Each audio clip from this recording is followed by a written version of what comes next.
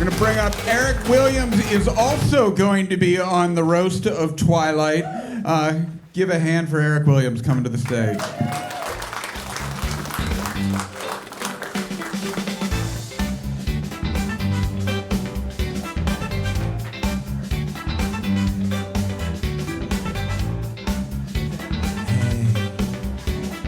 Hey everyone, hey guys, give it up for yourselves.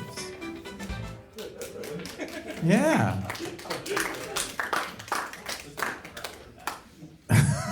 You're like, don't ask this crowd to exercise. That's you guys, be in silence for yourselves. Great job. That was perfectly executed. Exactly what I was looking for. I am Erick Williams, and I am not going to do any jokes about 9/11.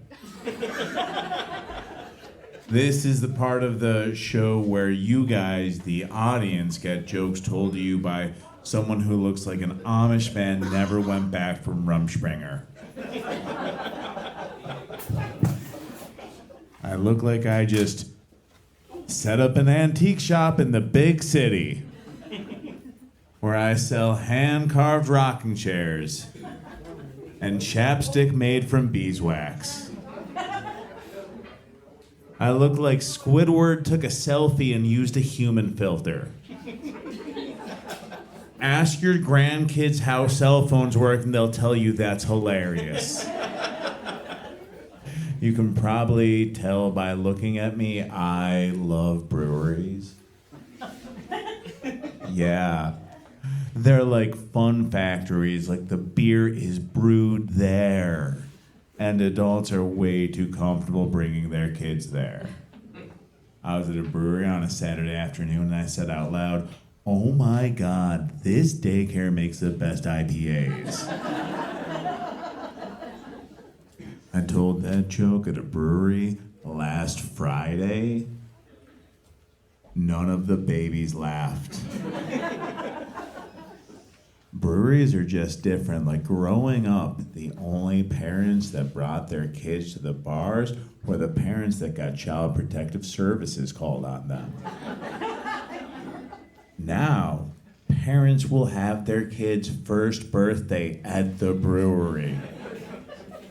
They will have PTA meetings at the brewery. They will meet Child Protective Services at the brewery. I was at the brewery on a Sunday afternoon. I swear to you, I saw a baby baptism. They just popped that kid's head right into a Dunkelweizen. I enjoy food trucks too, oh man, because the food just tastes better when you have to chase the restaurant. Sure, you've had burgers and fries before, but have you ever had burgers and fries from a kitchen with speeding tickets? I was in line at this food truck and these guys behind me were having a conversation. And one of them was like, man, women are too emotional, but you can't tell them that. And I just cut in. I was like, yes, you can.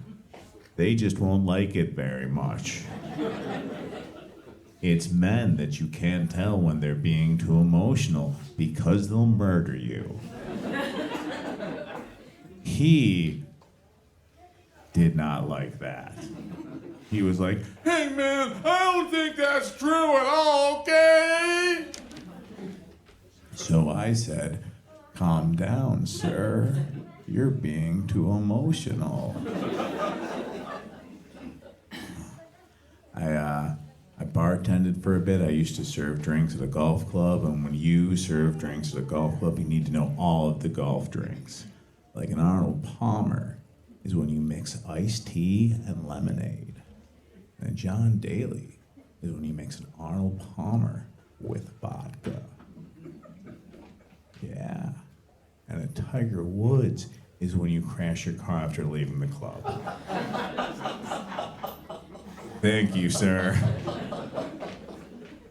One of the members at the club I worked at was a QAnon believer. So I'd be dropping off a pitch on the middle light and I would hear, Joe Biden's brother, oh owns an island next to Epstein Island, and Joe Biden knows how to drive a submarine. That's why Joe Biden isn't on the Epstein flight log.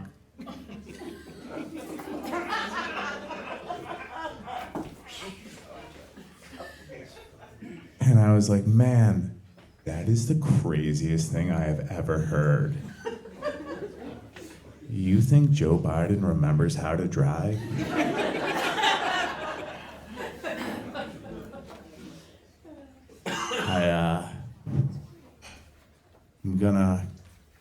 Can I confess something to you guys? Go ahead. Okay, I used to smoke a lot of pot. I know, that's the surprising part about it. Like, no, it's true. Like this one time, I was really stoned at the airport. And I thought to myself, man, I cannot believe they hired me.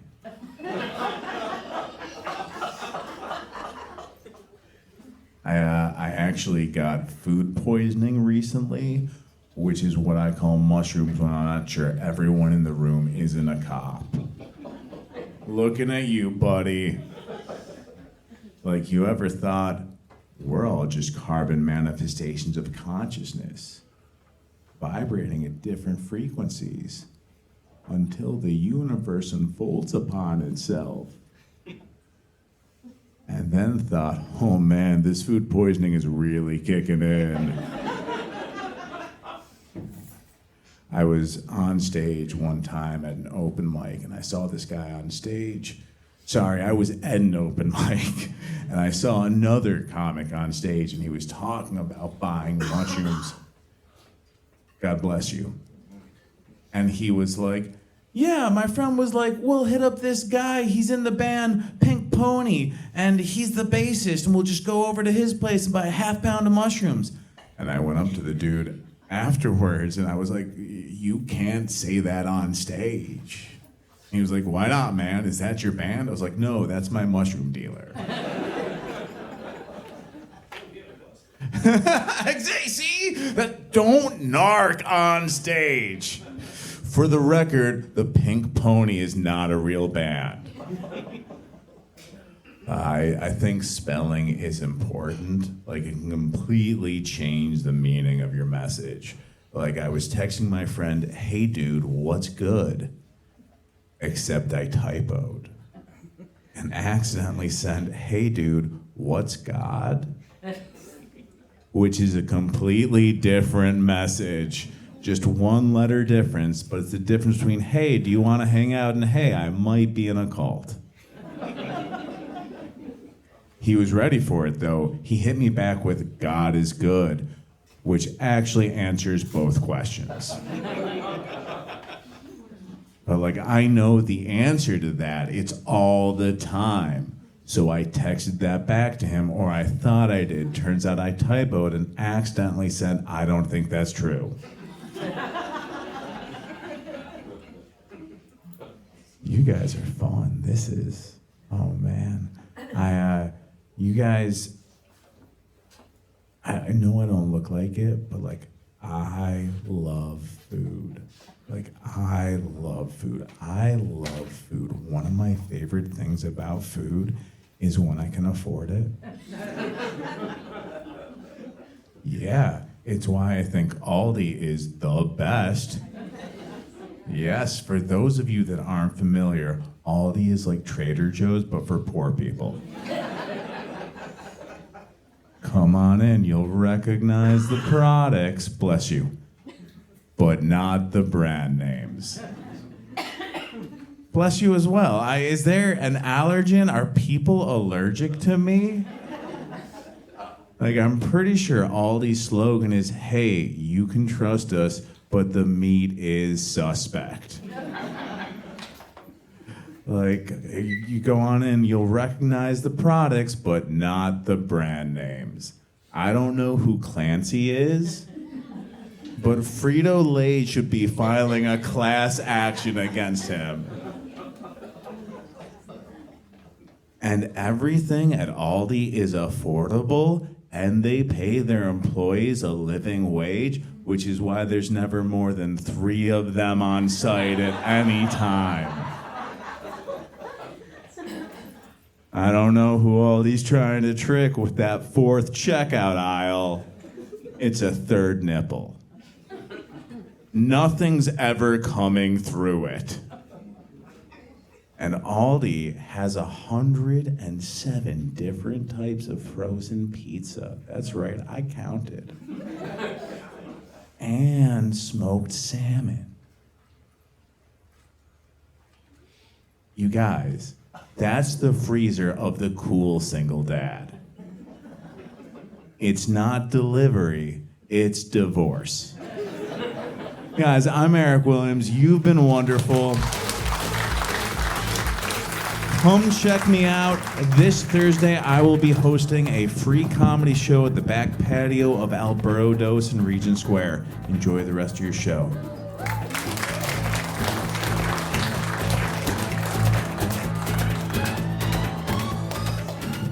One more time for Erick Williams. And, all right, since he spoke about Aldi's, just round of applause. Who here is an Aldi's fan? Are you Aldi's shoppers? Every time I go to Aldi's, I have a cart full of things, and I never have a single meal in there. I don't know how you shop. Nothing connects to another thing. I have like sliced meats that are meant for a charcuterie board and like a wagon wheel in my. All right, you can all shop wherever you want. It's not shopper shame night. Our next comic can be listened to on episode 2 and 3 of season 1 of our podcast. You can see him around. He is Jared Helfer. That is how I am going to describe him. Give it up for Jared Helfer coming up.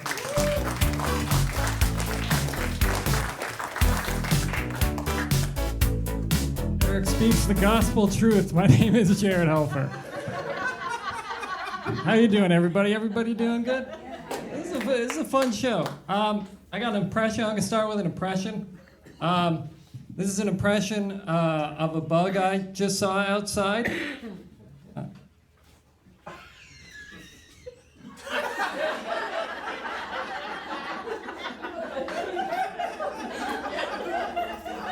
There you go.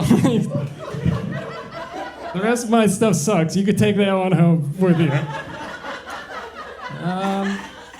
I'm Italian. A little about me. I'm Italian and Jewish.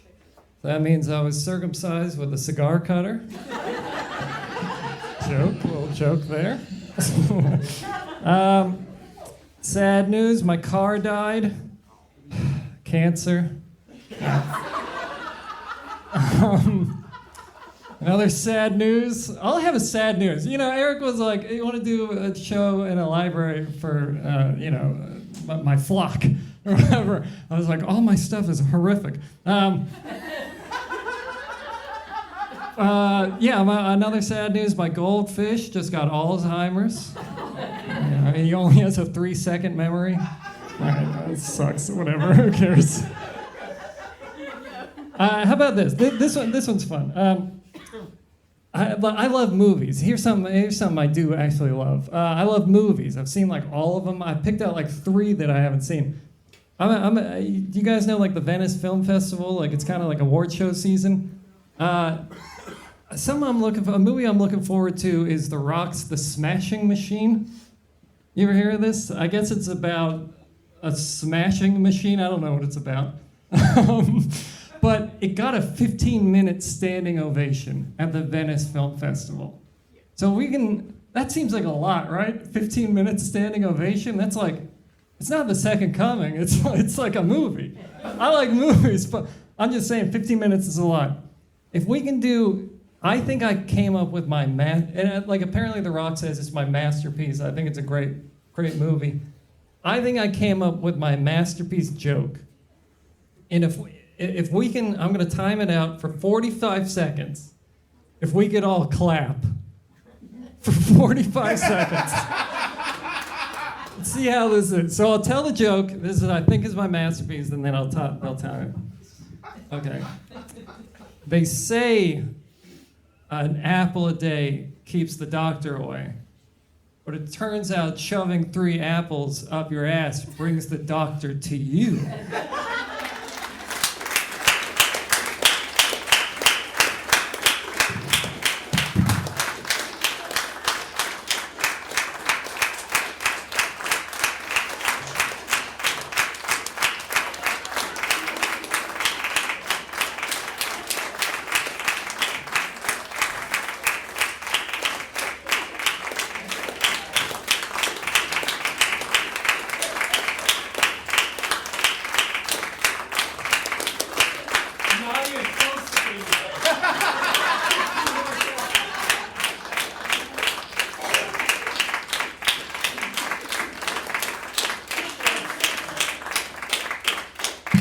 That was only 40 seconds. And I'm just saying 15 minutes seems like a lot to me.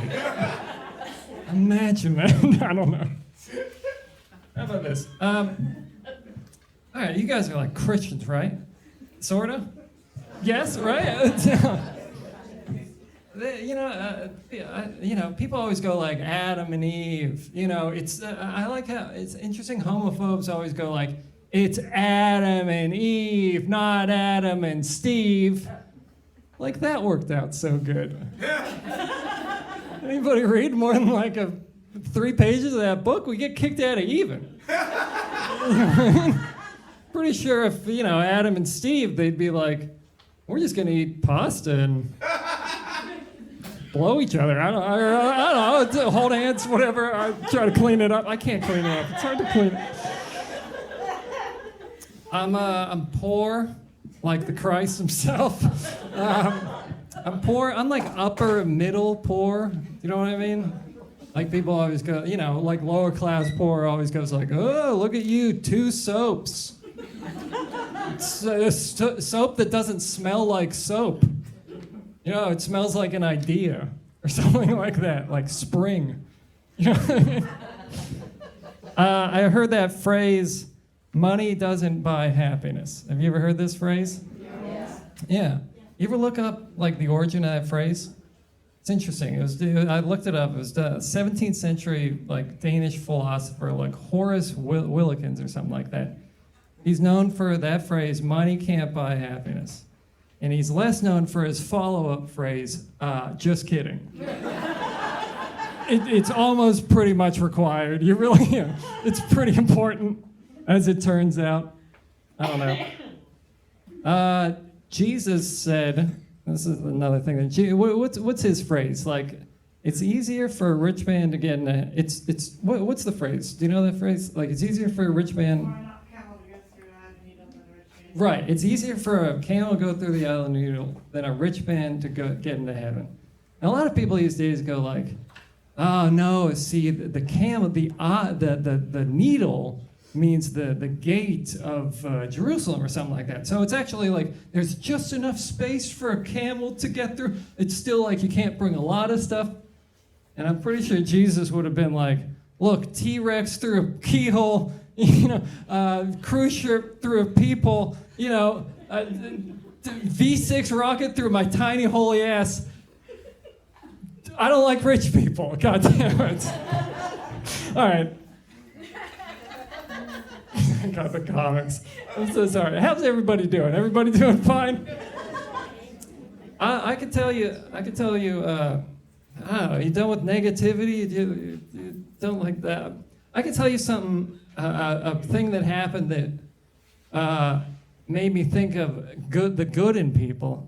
I can tell you, this is a real thing that happened to me. So I was like in 9th grade, and I wasn't the stud that you see earlier today, 6-pack stud, you know what I mean, has 1 million friends, and am rich. And, I was just like a little kid. I was 14 years old, and I was pudgy little dude. I thought I was badass, but got invited to my first party with girls. It's in that first like month of school where it's like really important. I was going to a new school, meeting all these new people, and my friend Bill and Calvin, invited me to this party, and I was like really nervous. So my mom was like, you know what we'll do? She's really nice. She's supportive. She was like, you know what I'll do? I'll make you your favorite food, like lasagna. I love lasagna. That was like a comfort food. So I ate like a couple helpings of lasagna. And then, like, you know, she drove me to the party, and I got there, and she was like, have a nice time, you know. So I got in. I wore, like, my only college shirt that I had that I think I got from my bar mitzvah or something like that. And I went inside the party, and I was so nervous and just like that and stuff like that. And it was my friend's 14th birthday party, and I just kind of sat in the couch. There was, like, a beer. Like, so, you know, so we were all like sharing a beer, probably like, you know, and like watered down wine that they clearly just watered down for, you know, other parties. And I was just like holding a beer, and I was like, am I going to go to jail? Like, I'm going to go to jail for having a beer. People were taking pictures. I was like, get that camera out of my face. Oh my God. I'm gonna go to Sing Sing. I just watched like Midnight Express, so it's like I don't know what they do to people. I'm gonna die in there. You know, I'm gonna have to join a gang, something like that. And I'm not a white supremacist, so I guess I'm gonna join the Black Panthers or something like that. What do I do?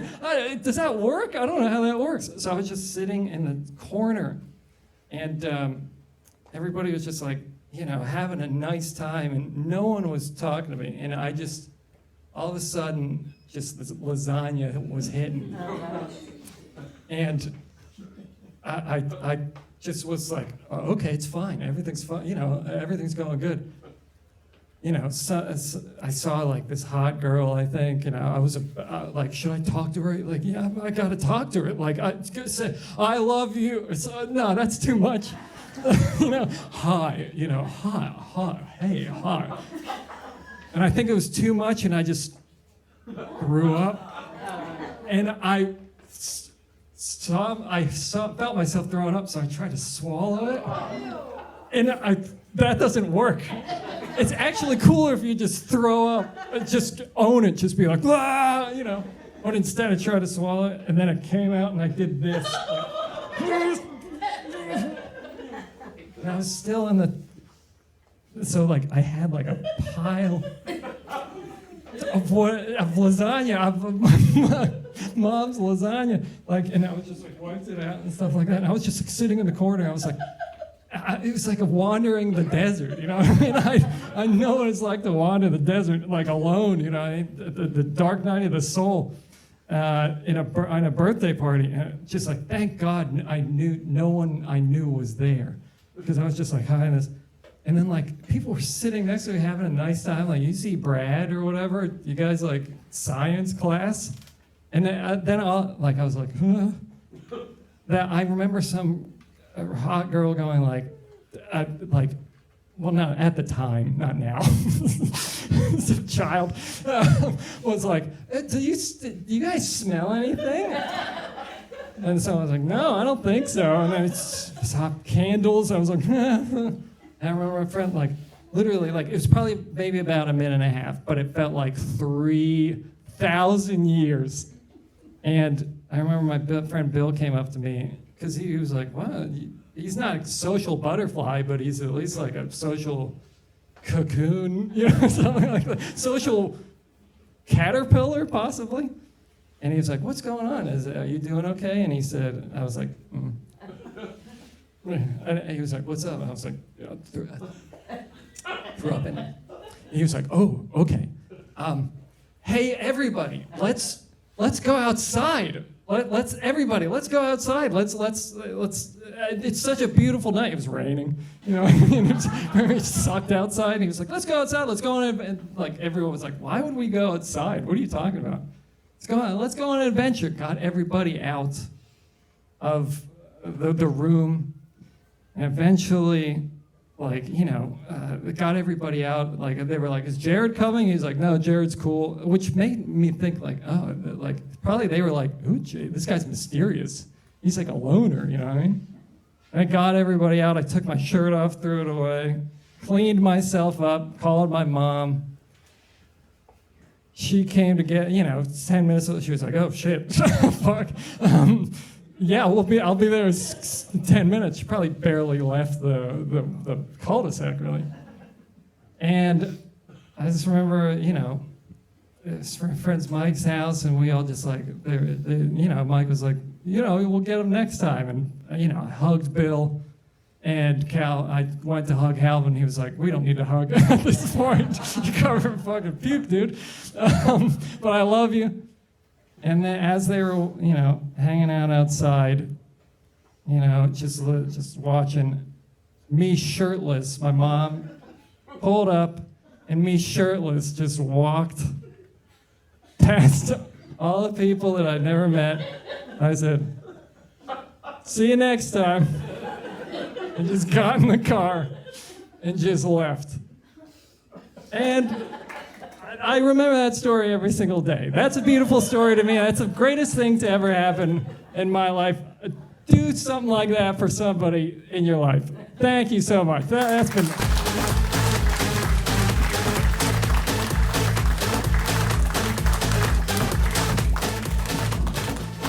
You guys think of Jared? Good.